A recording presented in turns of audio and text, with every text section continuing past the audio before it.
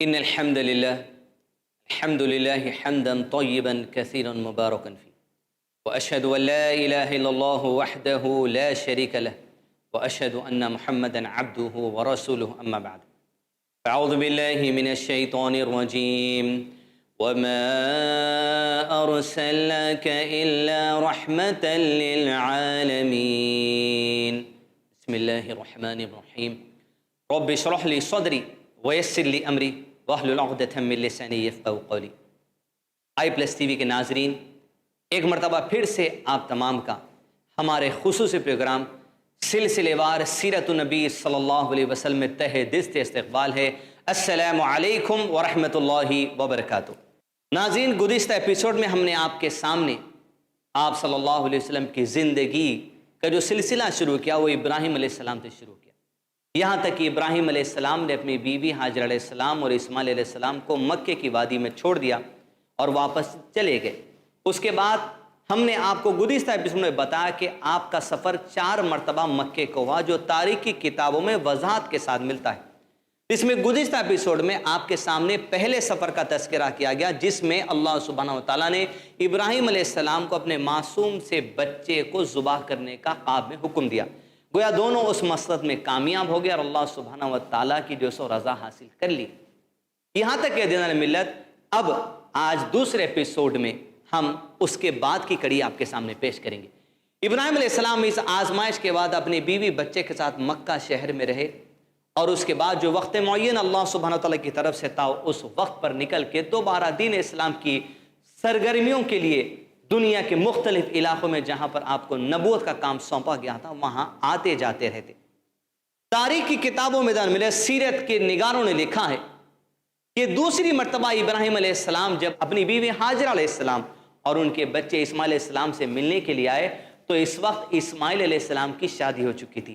جرہم قبیلے کے لوگ آ کر ہاجر علیہ السلام سے درخواست کرتے ہیں کہ کیا ہم یہاں بس جائیں، تو وہاں جرہم قبیلے کے لوگ بس گئے۔ تو وہی جرہم قبیلے کے لوگوں میں سے ایک لڑکی نکلی، اسی لڑکی سے اسماعیل علیہ السلام نے اپنی پہلی شادی کی اور زندگی کا آغاز ہوا۔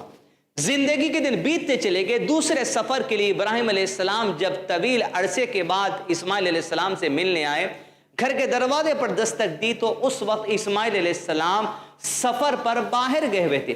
اس زمانے کے اندر سفر کے لیے اگر کوئی آدمی گھر کے باہر نکلتا، چھوٹا سفر ہوتا شہر کا الگ بات تھی، لیکن شہر سے آگے اگر کوئی نکل جاتا، اونٹوں گھوڑوں کا سفر جو تھا اس میں 2 یا 3 دن لگ جایا کرتے تھے، یا کبھی اس سے زیادہ دن بھی لگ جایا کرتے تھے۔ اسماعیل علیہ السلام کے گھر پر جب دستک دی تو اسماعیل علیہ السلام کی بیوی نے جو سو دروازہ کھولا اور ابراہیم علیہ السلام کا استقبال کیا۔ ابراہیم علیہ السلام نے دریافت کیا کہ اسماعیل علیہ السلام کہاں پر ہے؟ آپ کو اطلاع دی گئی کہ اسماعیل علیہ السلام سفر کے لیے گھر کے باہر گئے ہوئے ہیں اور شاید آنے تک بڑا جو سو وقت لگ جائے گا۔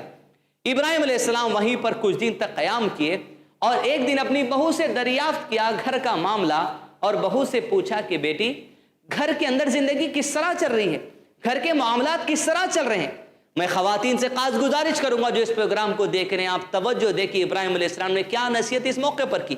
ابراہیم علیہ السلام کی بہو نے جواب دیا، شاید جس طرح آج ہماری عورتیں کو جواب دیتی ہیں، کہا چل رہا ہے بس۔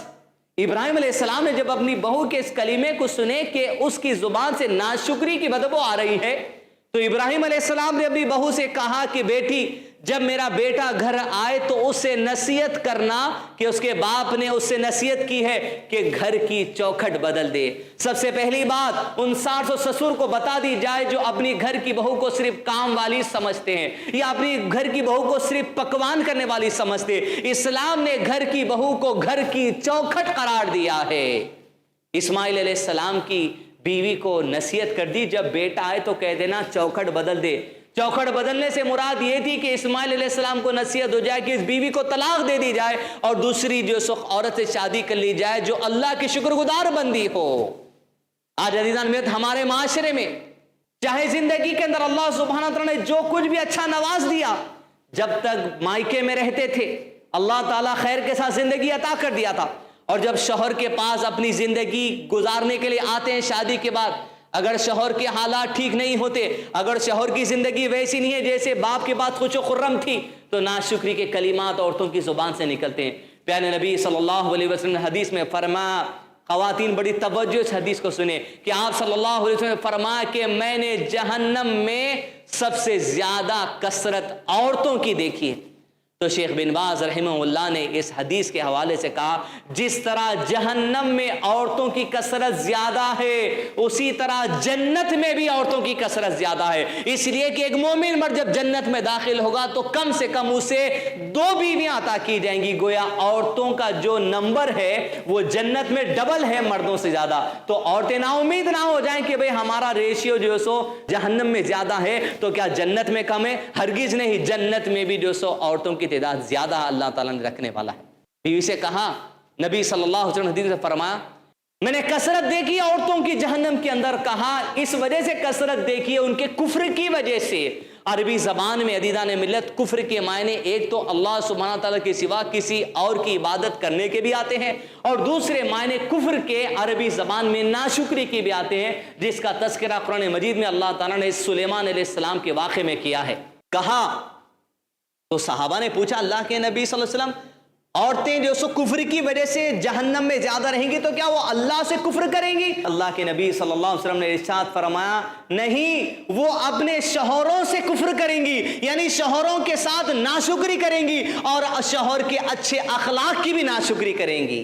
خواتین کو یہاں پر ڈیگریڈ کرنا مقصد نہیں ہے حدیث کو سنا کر, لیکن آپ کے اندر جو فطری کمزوری پائی جاتی ہے اس فطری کمزوری کو آپ کے سامنے رکھنا مقصد ہے. جو فطری کمزوری آپ کے اندر ہے ناشکری کی, کوئی بھی چیز زندگی میں اگر پسند نہیں آتی جھٹ سے زبان سے ناشکری کی بات کہہ دینا, اس پر کنٹرول کر لینا چاہیے. اس حدیث کو بیان کرنے کا مقصد یہ ہے کہ آپ کو بتا دیا گیا کہ آپ کی فطری کمزوری ہے, لیکن اس اپنی فطری کمزوری کا سہارا لے کر یہ زندگی مت گزارتے رہیے. اس فطری کمزوری کو چھوڑیے اور شکر گزاری والی زندگی کو جو اپنانے کی کوشش کیجیے.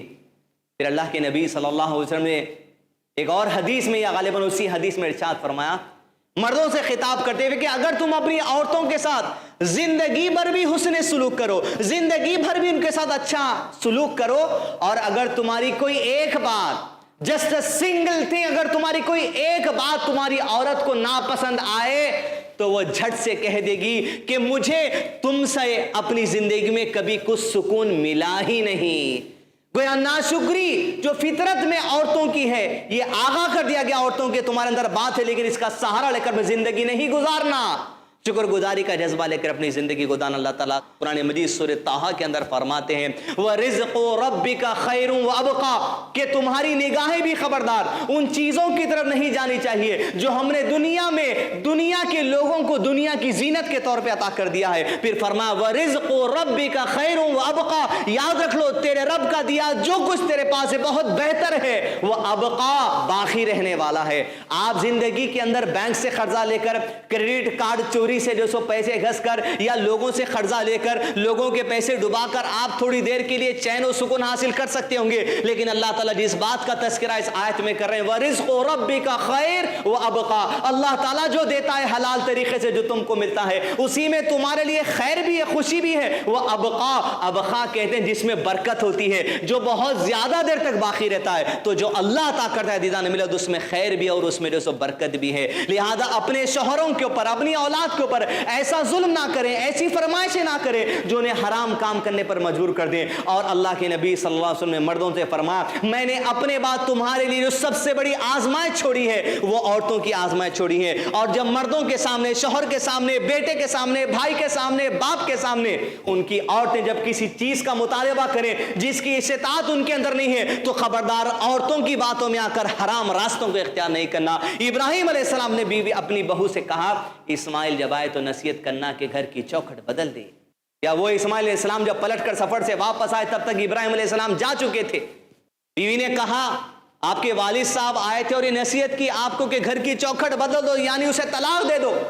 تو وہ اسماعیل علیہ السلام جو باپ کے کہنے پر گلا کاٹنے تیار ہو گئے تو کیا اس بات پر عمل نہ کرتے, فوری اس عورت کو طلاق دی جس کے پاس ناشکری کا احساس تھا. اور کچھ ہی دن گزرے کہ اسماعیل علیہ السلام نے اسی جہم قبیلے کی دوسری عورت سے شادی کی. پھر کچھ دنوں کے بعد اپنا تیسرا سفر کرتے ہیں ابراہیم علیہ السلام مکہ شہر کو اپنے گھر والوں سے ملاقات کے لیے. اتفاق ایسا ہوتا ہے کہ اس تیسری ٹرپ میں بھی اسماعیل علیہ السلام سفر کے لیے باہر گئے ہوئے تھے. ابراہیم علیہ السلام نے دستک دی, دروازہ کھولا اور اس وقت دوسری بہو تھی، یعنی پہلی بیوی کو طلاق دے دی گئی تھی، دوسری بیوی کو لایا گیا۔ پھر کچھ دن وہاں پر رہے اور بہو سے ایک دن دریافت کیا، اے بہو گھر کا معاملہ کس طرح چل رہا ہے؟ تو اس لڑکی نے جواب دیا کہ اللہ کا شکر ہے، بخیر اور بخوبی ہماری زندگی جو سو چل رہی ہے۔ جیسے ہی اپنی بہو کی زبان سے شکر گزاری کے کلمات ابراہیم علیہ السلام نے سنے، اس اپنی لڑکی کو نصیحت کی کہ میری بہو اس بات کو یاد رکھو، جب گھر پلٹ کر آئے میرا بیٹا تو اس سے کہہ دینا کہ ابراہیم علیہ السلام نے نصیحت کی کہ گھر کی چوکٹ سنبھال کے رکھنا۔ وہ نصیحت کی گئی ابراہیم علیہ السلام کے ذریعے کہ ایسی لڑکیوں کے اندر جذبہ پیدا کیا جائے جن کے اندر شکر گزاری کا احساس ہو، جو اپنے شوہروں کی شکر گزار بنے، اپنے باپ کی شکر گزار بنے، اپنے بھائی کی شکر گزار بنے، شکر گزاری کا جذبہ ان کے اندر پیدا ہو۔ آج معاشرے میں دیکھا جاتا ہے کہ جب ہماری بچیوں کو ہم نکاح کر کسی کے سامنے پیش کرتے ہیں تو پہلی چیز کوالیفیکیشن دیکھی جاتی ہے، اس کے ساتھ ساتھ خوبصورتی دیکھی جاتی ہے، لڑکی کو دینی معلومات کتنی ہے، یا دین کا علم کتنا ہے، یا دینی مزاج کیا ہے، یا کس معاشرے میں پلی بڑی، اس پر لوگ توجہ نہیں دیتے۔ پہلی چیز اولین ترجیح خوبصورتی کو دی جاتی ہے۔ لیکن ادیان ملت، جب آپ اپنے لڑکوں کے لیے نکاح میں کسی دوسروں کی لڑکیوں کو لے، یہ دیکھ کر لے کہ ان کے شکر گزاری کا جذبہ ہے یا نہیں، اور یہ بھی دیکھیں ساتھ ہی ساتھ کہ آپ کی لڑکی جب آپ کسی دوسروں کے نکاح میں دیتے ہیں تو کیا اس کے اندر بھی شکر گزاری کا جذبہ ہے یا نہیں۔ شکر گزاری کا جذبہ اپنی اولاد کے اندر بھی پیدا کرے۔ کہیں ایسا نہ ہو کہ آپ ٹی وی کے سامنے اپنی اولاد کو چھوڑتے چلے جائیں اور جب کسی کے دوسروں کے گھر میں اپنی زندگی کا آغاز کرنے جائے خود کی زندگی بھی تباہ کر دے اور اس گھر کی زندگی بھی تباہ کر دے اپنی ناشکریوں کی وجہ سے۔ ابراہیم علیہ السلام کون؟ جد اعلیٰ پیارے نبی صلی اللہ علیہ وسلم کے اپنی بہو کو نصیحت کرتے ہیں۔ کیا بات کی کہ بیٹی میرا بیٹا جب گھر آئے تو کہنا کہ گھر کی چوکھٹ سنبھالے رکھے، شکر گزاری کا جذبہ پیدا کرے۔ دیان ملت، جس حالت میں اللہ سبحانہ وتعالی نے مجھ کو آپ کو رکھا ہے وہی میرے لیے بہتر ہے۔ اگر آج کوئی آدمی ہم میں سے آٹو چلانے والا ہے تو یاد رکھے ورزق ربک خیر وابقا، آج کے دن ہماری زندگی میں آٹو ہونا ہی خیر اور برکت والی بات ہے۔ اگر کوئی آدمی رکشہ چلاتا ہے، اگر کوئی آدمی ٹھیلا بنڈی چلاتا ہے، ورزق ربک خیر وابقا، آج اس کے لیے وہی بہتر ہے۔ اگر کسی کے بعد لاکھوں روپیہ اللہ تعالیٰ دیا ہوا ہے، ورزق ربک خیر وابقا، آج اس کے لیے اتنا ہی بہتر ہے۔ زیادہ کی تمنا نہ کریں، حرام راستوں کو اختیار نہ کریں، لوگوں کی خواہشات کی پر کرنے میں، اپنی اولاد کے فیوچر کے ڈر سے، اپنی اولاد کے مستقبل کے ڈر سے، اپنی اولاد کی پڑھائی کے خرچات کے ڈر سے حرام راستوں کی طرف نہ جائے۔ جس چیز میں اللہ تعالیٰ نے ہم کو عطا کر دیا وہی ہمارے لیے آج بہتر ہے۔ اب ناظرین اکرام، ابراہیم علیہ السلام دوبارہ واپس اپنے دعوت دین کے کام کے سرگرمیوں میں فلسطین، عراق اور دیگر علاقوں میں جہاں اللہ تعالیٰ نے ذمہ داری سونپی تھی وہاں چلے جاتے۔ اتفاق ایسا ہوا کہ کچھ دن کے بعد جب اسماعیل علیہ السلام اپنے سفر سے واپس آئے تو ان کی بیوی نے اس بات کی خوشخبری دی کہ آپ کے والد نے ہمارے معاملے سن کر کہا کہ گھر کی چوکٹ سنبھالے رکھو، تو گھر کی چوکٹ اسماعیل علیہ السلام سنبھالے رکھے۔ زندگی کے دن بیتتے چلے جاتے، جان ملت، اسماعیل علیہ السلام کے پاس ابراہیم علیہ السلام ایک بہت بڑے طویل عرصے کے بعد دوبارہ پلٹ کر مکہ آتے ہیں، اور یہ سفر بہت ہی خاص ہے اللہ کے نبی صلی اللہ علیہ وسلم کے سیرت کے اس پروگرام کو سمجھنے کے لیے۔ ابراہیم علیہ السلام پلٹ کر کئی مہینوں کے بعد اپنے بیوی بچے سے ملاقات کرنے کے لیے پہنچے مکہ شہر میں۔ اس بار ابراہیم علیہ السلام کی ملاقات اسماعیل علیہ السلام سے ہوتی ہے۔ زندگی کے دن کچھ وہاں پر بتاتے ہیں۔ اللہ سبحانہ و تعالیٰ یہ دونوں لوگوں سے بڑی بڑی آزمائشوں میں اللہ تعالیٰ نے ان کو مبتلا کیا اور کامیابی کا جھنڈا انہوں نے اللہ سبحانہ و تعالیٰ کے لیے لہرا دیا۔ اب یہی لوگ عزیزان ملت، اللہ سبحانہ و تعالیٰ ایک بہت بڑا عظیم و شان کام اللہ تعالیٰ ان سے لینے والے ہیں کہ جس کام کی اطلاع سن کر دونوں خوش ہو گئے اور اللہ سبحانہ تعالیٰ کی رضا کے لیے تیزی سے آگے بڑھ کر اس کام کو کرنا شروع کر دیا۔ اللہ سبحانہ و تعالیٰ نے ابراہیم علیہ السلام اور اسماعیل علیہ السلام کو حکم دیا کہ وہ کعبۃ اللہ کی دیواریں جو بوسیدہ ہو چکی ہیں انہیں نکال دو، اور پہلا فاؤنڈیشن جہاں ڈالا گیا اس فاؤنڈیشن سے نئی دیواریں اٹھانا شروع کر دینا، کعبۃ اللہ کی تعمیر کا کام شروع کرو۔ جیسے اس بات کا حکم ابراہیم علیہ السلام کو اسماعیل علیہ السلام کی طرف سے ہوا، اللہ تعالیٰ کا شکر ادا کیے، باپ اور بیٹے دونوں کعبۃ اللہ کی دیواروں کے پاس پہنچے اور نئی دیواریں اٹھانے کا کام شروع کیا گیا۔ ایک پتھر جس کے اوپر کھڑے ہو کر ابراہیم علیہ السلام جو سو کعبۃ اللہ کی دیوار اٹھاتے تھے، اس پتھر جس کو مقام ابراہیم کہا جاتا ہے، جو کعبۃ اللہ کے قریب میں 21 میٹر کے فاصلے پر آج ایک گولڈن کیج کے اندر رکھ دیا گیا. اس پتھر پر کھڑے ہو کر ابراہیم علیہ السلام جو سو کعبۃ اللہ کی دیواریں اٹھاتے چلے جاتے, اور اسماعیل علیہ السلام کا کام یہ تھا کہ اسماعیل علیہ السلام اپنے والد محترم کو اینٹ یا پتھر دیتے چلے جاتے. دونوں کعبۃ اللہ کی دیواریں اٹھاتے چلے جاتے اور کعبۃ اللہ کا چکر کاٹتے چلے جاتے, حدیث میں آتا ہے, اور اپنی زبان سے دعائیں کرتے چلے جاتے, جس کا تذکرہ اللہ تعالیٰ نے قرآن مجید میں سورہ بقرہ سورہ نمبر 2 کی آیت نمبر 127, 128 اور 129 میں اس طرح ارشاد فرمایا, اعوذ باللہ من الشیطان الرجیم وَإِذْ يَرْفَعُ إِبْرَاهِيمُ الْقَوَاعِدَ مِنَ الْبَيْتِ وَإِسْمَاعِيلُ رَبَّنَا تَقَبَّلْ مِنَّا إِنَّكَ أَنْتَ السَّمِيعُ الْعَلِيمُ. اس وقت کو یاد کرے کہ جب ابراہیم علیہ السلام اور اسماعیل علیہ السلام کعبۃ اللہ کی دیواریں اٹھاتے چلے جاتے اور اپنی زبان سے دعائیں کرتے چلے جاتے, کعبۃ اللہ کا چکر کاٹتے چلے جاتے. کیا دعائیں کی؟ یہ ربنا واجعلنا مسلمین لک ومن ذریتنا امة مسلمة لک وارنا مناسکنا وتب علینا انک انت التواب الرحیم. کہا ہے ہمارے پروردگار ہم دونوں کو اپنا فرما بردار بنا لے, ہماری اولاد میں سے ایک جماعت کو بھی اپنا فرما بردار بنا لے, اور ہمیں ہماری عبادت کے طریقے سکھا, اور ہم پر توجہ فرما, بے شک تو ہی جو سو توبہ قبول فرمانے والا اور بڑا رحم کرنے والا ہے. عزیزان ملت, اب وہ دعا ہے جس دعا میں ابراہیم علیہ السلام اور اسماعیل علیہ السلام نے اس زمین پر بھیجے جانے والے آخری رسول محمد صلی اللہ علیہ وسلم کو دعا میں مانگا اس طرح, ربنا وابعث فيهم رسولا منهم يتلو عليهم آياتك ويعلمهم الكتاب والحكمة ويزكيهم إنك أنت العزيز الحكيم. کیا دعا کی دونوں نے؟ اے ہمارے پروردگار, اور ان لوگوں کے لیے انہی میں سے ایک رسول بھیج دے جو ان کے سامنے تیری آیتیں تلاوت کرے اور انہیں کتاب اور حکمت کی تعلیم دے اور انہیں پاک کرے, بے شک تو ہی غالب خوب حکمت والا ہے. اس دعا کو کیا, کعبۃ اللہ کی دیواریں اٹھاتے چلے جاتے, کعبۃ اللہ کا چکر کاٹتے چلے جاتے. اس دعا میں آخری جو مانگا, اے اللہ ہمارے میں سے, ہماری نسل میں سے, انہی میں سے اللہ ایک رسول کو بھیج دے. وہ رسول کا کام کیا ہو؟ وہ رسول تیری کتاب کی آیت ان کے سامنے پڑھ پڑھ کر سنائے, وہ رسول ان کے سامنے حکمت کی باتیں کرے. تو علماء کرام نے کہا اس آیت میں جو حکمت لفظ ہے اس کے معنی حدیث کے ہیں, اس کے معنی سنت رسول صلی اللہ علیہ وسلم کے. دونوں نے دعا مانگی, اللہ سبحانہ وتعالیٰ نے دونوں کی دعا قبول کی. یہ باتیں تو اللہ تعالیٰ کی طرف سے طے شدہ تھی. زمین اور آسمان کی تخلیق سے 50,000 سال پہلے اللہ سبحانہ وتعالیٰ نے جو لوح محفوظ بنا, لوح محفوظ میں قرآن پہلے سے لکھا ہوا ہے. یہ ساری باتیں تو طے شدہ ہیں, اللہ کے نبی صلی اللہ علیہ وسلم کا آنا بھی طے شدہ تھا. گویا دعا قبول ہوئی. ابراہیم علیہ السلام, اسماعیل علیہ السلام کعبۃ اللہ کی جو سو تعمیر مکمل کر لی, اور ابراہیم علیہ السلام اپنے جو سو دعوتی سرگرمیوں میں نکل گئے, اور اسماعیل علیہ السلام کی زندگی مکے میں بڑھتی چلی گئی.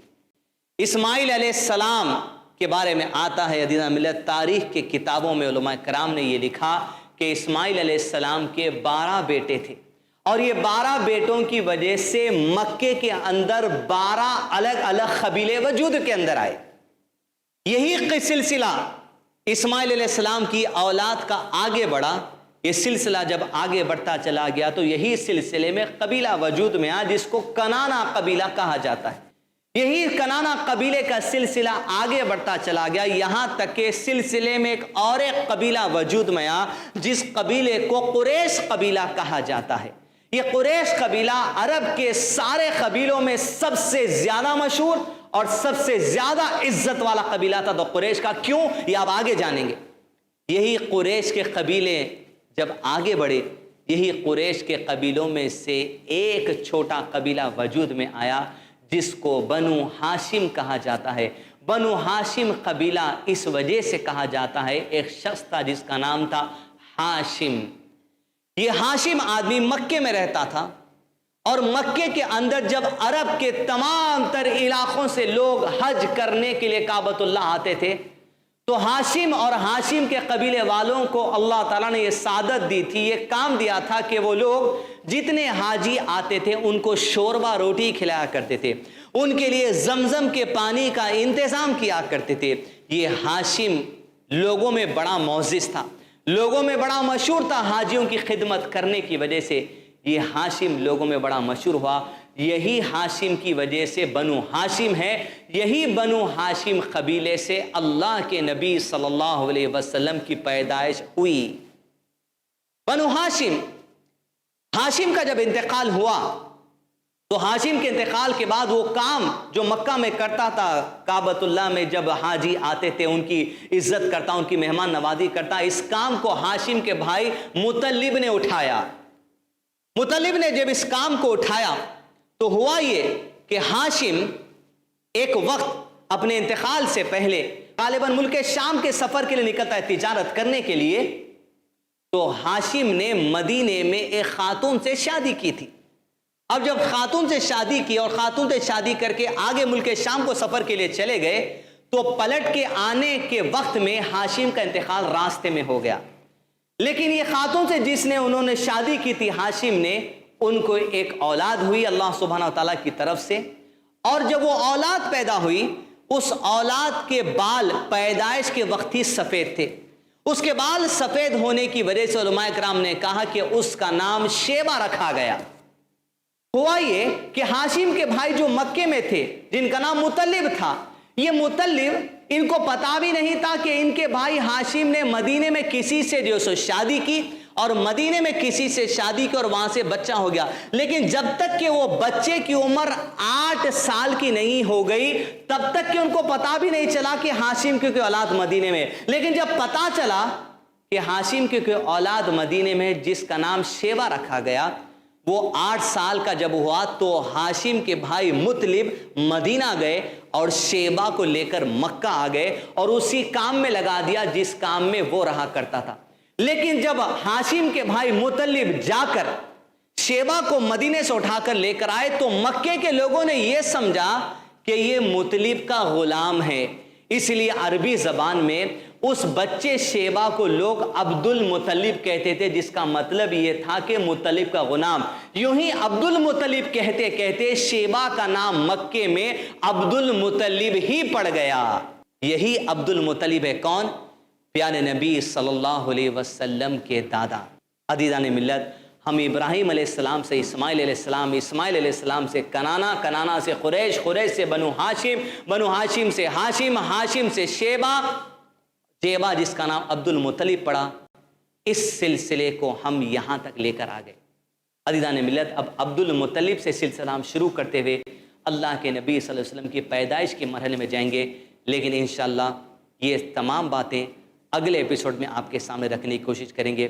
وقت تو چلا ہے، ہمارے اس پروگرام کے ساتھ جڑے رہیے سیرت النبی صلی اللہ علیہ وسلم i+ TV چینل پر۔ السلام علیکم ورحمۃ اللہ وبرکاتہ۔